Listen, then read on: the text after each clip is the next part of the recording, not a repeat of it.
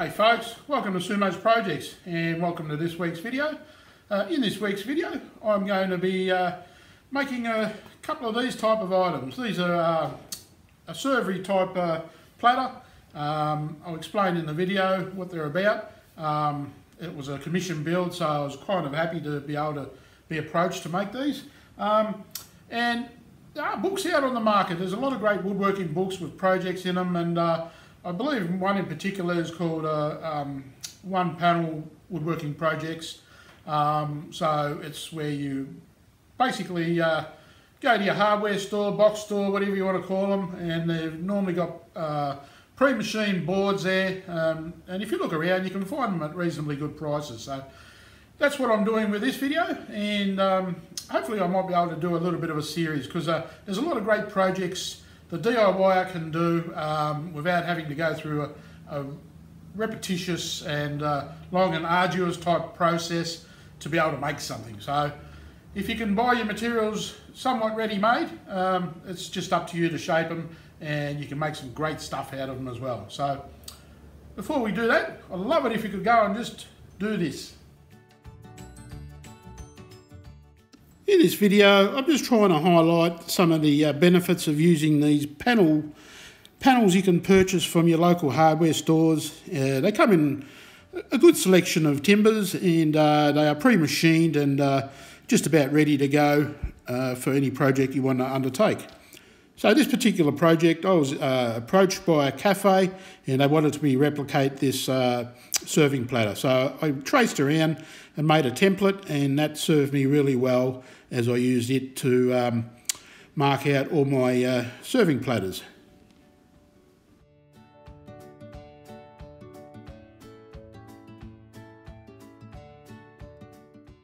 I then went over to the miter saw and cut these to length.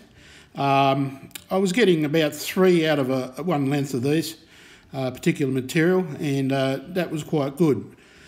I then went over to the bandsaw and traced around as close to the line as I could, and this eliminates a lot of sanding afterwards.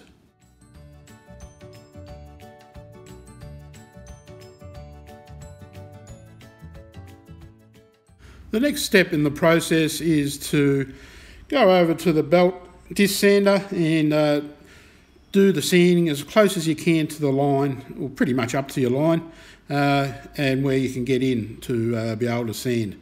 Another good sander is this oscillating bobbin head sander.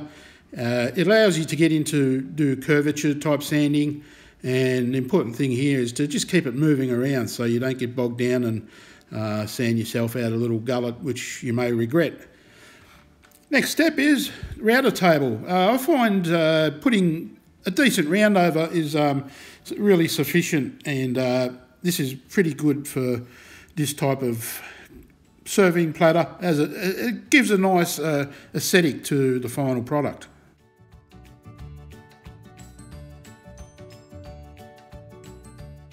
Next step here is locating and punching a hole.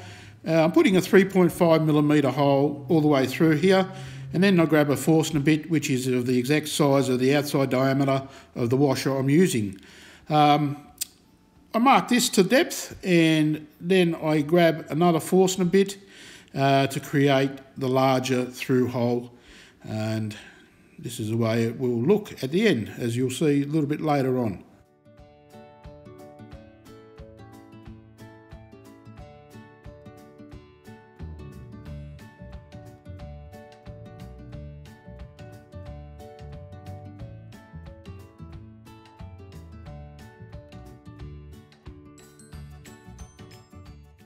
As this material is pretty much have a nice smooth finish on it as soon as you purchase it. One of the highlights of having purchased this is that someone else has done the hard work. I sand it down. I go up to about a 320 grit on this, and then I get my washer and just apply a little bit of glue and tap that washer into the recess that we've just created on the drill press.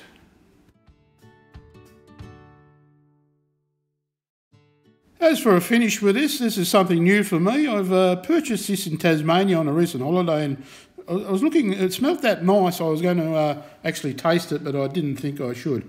So it's actually a blend of natural oils and waxes, so things like beeswax, carnauba wax and yew pine, and this stuff's supposed to penetrate, preserve and protect.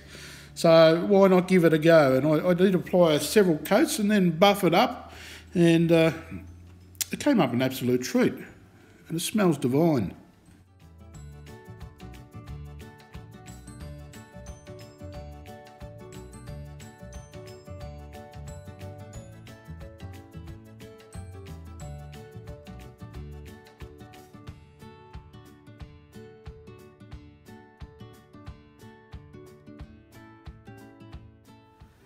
So there you go, that turned out really well. I'm very happy with the all-round application of applying these washers into the recess, as I showed before and demonstrated. It was just a light tap into a recess that the Forstner drill put in there, and it's pretty good when you can find similar sizings, and it makes the job a whole lot easier. The finish, I love it, absolutely love it. Still smells absolutely exquisite, and it's one I'd recommend if you're in Australia and you're able to look up that brand, that type of finish, well worth pursuing to find. So all in all, I'm going to go up to the cafe and drop these in, and hopefully they enjoy them as well, and happy times all round. So once again, thank you very much for watching, and make sure you subscribe and also hit the notification bell, and I'll be back very soon with another video. Cheers guys.